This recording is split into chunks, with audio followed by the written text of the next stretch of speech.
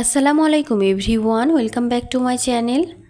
আজকে আমি আপনাদের সঙ্গে শেয়ার করব ভীষণ মজার একটি রেসিপি এবং ভুঁড়ি পরিষ্কার করা খুব সহজে কিভাবে ভুঁড়ি পরিষ্কার করতে পারেন একদম কোনো কিছু ঝামেলা ছাড়াই। এই জন্য আমি ভুঁড়িগুলোকে নিয়ে নিয়েছি। আসলে ঈদের মধ্যে তো সবারই ভুঁড়ি পরিষ্কার করার খুবই ঝামেলা হয়, সেক্ষেত্রে আগে থেকে যদি আমরা একটু দেখে নিই তাহলে কিন্তু খুব সহজে এভাবে ভুঁড়িটা পরিষ্কার করতে পারি। কিংবা যখন তখনই কিন্তু আমরা ভুঁড়ি অনেক সময় কিনে খাই, কারণ ভুঁড়ি সবার পছন্দের খাবার। এ পর্যায়ে একটা নাইফের সাহায্যে কিন্তু ভুঁড়িগুলোকে নিয়ে খুব সহজে উপরে থেকে পরিষ্কার করে নিচ্ছি। দেখে বুঝতে পারছেন কত সহজে এভাবে পরিষ্কার হয়ে যাচ্ছে।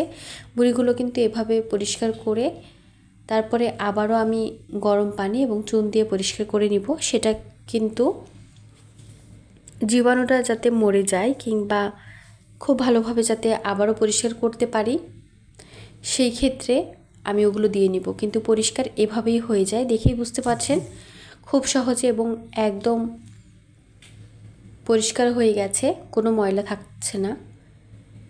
আর এখনও যারা আমার রেসিপি দেখছেন কিংবা ভুঁড়ি পরিষ্কার করা দেখছেন, লাইক দেননি, প্লিজ একটা লাইক দিয়ে দিবেন। এ পর্যায়ে এভাবে কিন্তু নাইফের সাহায্যে সবগুলো একইভাবে পরিষ্কার করে নিয়েছি। এ পর্যায়ে এভাবে ভুঁড়িগুলোকে পরিষ্কার করে নিয়ে আমি গরম পানি নিয়ে নিয়েছি। একটা পাতিলের মধ্যে গরম পানি নিয়ে সেখানে আমি লবণ দিয়ে দিচ্ছি। লবণটা পর্যাপ্ত দিতে হবে, আপনার ভুঁড়ির উপর নির্ভর করবে কতটুকু লবণ দিবেন। আর লবণ পানির মধ্যে, গরম লবণ পানির মধ্যে দিয়ে দিলে কিন্তু সব কিছু খুব সহজে পরিষ্কার হয় আর সংরক্ষণ অনেকক্ষণ ভালো থাকে। এই পর্যায়ে ভুঁড়িগুলোকে এর মধ্যে দিয়ে দিচ্ছি আর গরম পানির মধ্যে দিয়ে খুব ভালোভাবে নাড়াচাড়া করে নিয়ে ভুঁড়িগুলোকে সবগুলো দিয়ে দিচ্ছি। দিয়ে কিছুক্ষণ রেখে দিব, তারপরে কিন্তু উঠিয়ে নিব। আমি হাত দিতে পারছি না, এরকম গরম। এই পর্যায়ে সবগুলো দিয়ে খুব ভালোভাবে নাড়াচাড়া করে তারপর ভুঁড়িগুলোকে আমি উঠিয়ে নিচ্ছি। তারপর আমি চুন দিয়ে পরিষ্কার করে নিব। এভাবে স্টেপ বাই স্টেপ পরিষ্কার করে নিলে ভুঁড়ি কিন্তু খুব সহজে আর খুব ভালোভাবে পরিষ্কার হয়ে যায়, একদমই ময়লা থাকে না।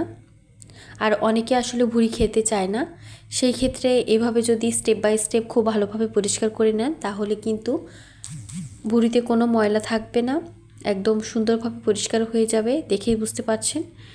এ পর্যায়ে আমি কিন্তু সবগুলো ভুঁড়ি একইভাবে এভাবে চুন দিয়ে মাখিয়ে কিছুক্ষণ রেখে দিয়েছি। তারপরে আমি পানিতে ধুয়ে উঠিয়ে নিয়েছি। আর পানিতে কিন্তু বেশ কয়েকবার ধুয়ে নিতে হবে, আর যদি কোনো ময়লা থাকে তাহলে খুব বেছে নিতে হবে। এ পর্যায়ে পানিতে দিয়ে অনেকবার পানি পাল্টে পাল্টে ধুয়ে নিতে হবে, কারণ ভুঁড়িতে যেহেতু অনেক ময়লা থাকে। আর ভুঁড়ির সব অংশগুলোই আমি নিয়ে নিয়েছি, এভাবে আমি বেছে নিয়েছি। এক্সট্রা যেগুলো ময়লা থাকবে সেগুলো এভাবে বেছে বেছে ফেলে দিতে হবে। এভাবে কিন্তু কয়েকবার পানি পাল্টে পাল্টে ধুয়ে নেওয়ার পর একটা স্ট্রেনারে রেখে দিতে হবে, তা না হলে অনেক পানি বের হবে ভুঁড়ি থেকে। একটা স্ট্রেনারে রেখে দেওয়ার পর কিছুক্ষণ রেখে দিব এইভাবে। তারপরে একটা পাতিলে নিয়ে সামান্য পরিমাণ হলুদ দিয়ে এভাবে একটু কিছুক্ষণ জাল করে নিব। যখন ফুটতে শুরু করবে কিংবা ভুঁড়ি থেকে পানি বের হয়ে আসবে, একটু ফুটতে শুরু করবে, তখন আবার ওই স্ট্রেনারে ঢেলে রেখে দিব। তারপরে ঠান্ডা হওয়ার পর আমি ফ্রিজে রেখে সংরক্ষণ করব, কিংবা ঠান্ডা হওয়ার বেশ কিছুক্ষণ পর কেটে কেটে আমি এভাবে ফ্রিজে রেখে সংরক্ষণ করেছি। তারপরে রান্না করে ভুঁড়িটা ভুনা করে আপনাদের সঙ্গে পরিবেশন করে দেখিয়ে দিব। এ পর্যায়ে কিন্তু আমি এভাবে কেটে কেটে নিয়েছি ছোট ছোট পিস করে। কেটে নেওয়ার পর আমি আর এগুলোকে খুব ভালোভাবে আবারও ধুয়ে নিয়েছি। কয়েকবার পানি পাল্টে পাল্টে ধুয়ে নেওয়ার পর আমি কিন্তু ভুঁড়ির মধ্যে দিয়ে দিচ্ছি পেঁয়াজ কুচি। পেঁয়াজ একটু মোটা করে কুচি করে নিয়েছি। তারপর দিয়ে দিচ্ছি রসুন কোয়া করে নিয়েছি এবং আস্ত নিয়েছি, শুকনো মরিচ নিয়েছি, তেজপাতা এবং সাদা এলাচ দিয়ে দিচ্ছি। 1.5 চামচের মতো মরিচ গুঁড়া, হলুদ গুঁড়া 1 চামচের মতো, লবণ 1.5 চামচের মতো, দিয়ে দিচ্ছি আস্ত জিরা 1 চামচের মতো। আর ভুঁড়ির উপর ডিপেন্ড করবে কতটুকু নেবেন।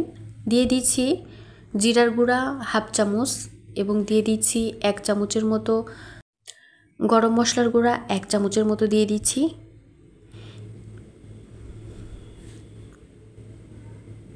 দিয়ে খুব ভালোভাবে মাখিয়ে নিতে হবে। তার আগে দিয়ে দিচ্ছি সরিষার তেল এবং আদা রসুন বাটা। আমি আদা রসুন বাটাটা একটু বেশি দিয়েছি, অনেক সময় ভুঁড়ি যে এক্সট্রা একটা স্মেল থাকে সেটা কিন্তু লাগে, সেই জন্য আমি আদা রসুন বাটা 3 চামচের মতো দিয়েছি। দিয়ে খুব ভালোভাবে আমি মাখিয়ে নিচ্ছি হাত দিয়ে। এই ভুঁড়ি ভুনাটা কিন্তু আমি হাতে মেখে তৈরি করব, আর এভাবে তৈরি করলে কিন্তু খুবই মজার হয়।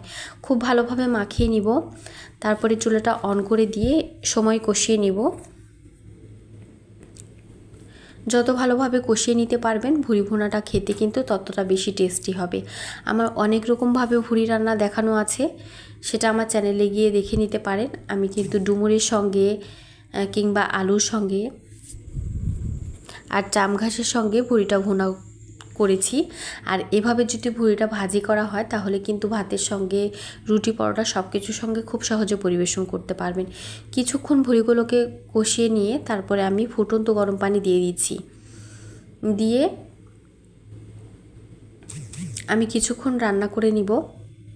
চাইলে এখানে ঠান্ডা পানিও দিতে পারেন, আমি কিন্তু গরম পানি দিয়েছি। দিয়ে খুব ভালোভাবে রান্না করে নিব।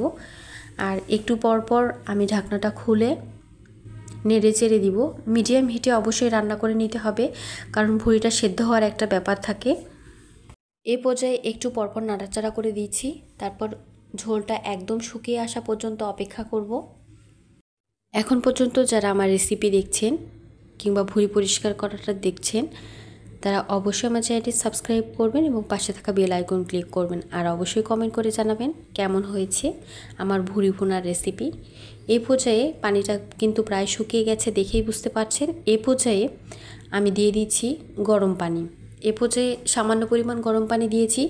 অনেকে এভাবেই ভুনা তৈরি করে ফেলেন, সেক্ষেত্রে আবারও যদি একটু পানি দিয়ে এভাবে তৈরি করে নেন তাহলে কিন্তু খেতে আরও বেশি মজার হয়, আর কষানোটা আরও একটু বেশি ভালো হয়। এই পর্যায়ে আমি নেড়ে চেড়ে কিছুক্ষণ আবারও পানিটা শুকিয়ে যাওয়া পর্যন্ত অপেক্ষা করব। তারপরে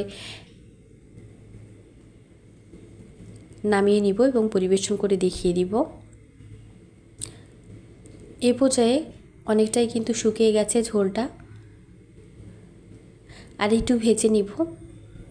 আর চাইলে এভাবেও পরিবেশন করে খেতে পারেন। এটা রুটি পরোটা কিংবা গরম ভাত পোলাওয়ের সঙ্গে সব কিছুর সঙ্গেই পরিবেশন করতে পারবেন, খুবই মজার হয়। আর এভাবে ভুঁড়ি ভুনা করলে তো কথাই নেই, সবাই খেতে খুবই পছন্দ করবে। আর বিভিন্ন নাস্তাও তৈরি করে নিতে পারেন এই ভুঁড়ি ভুনা দিয়ে।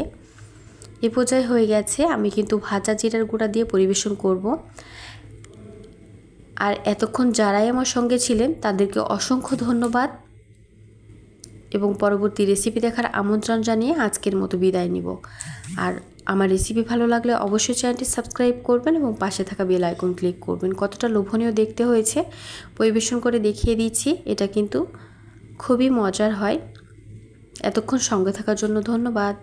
আল্লাহ হাফেজ।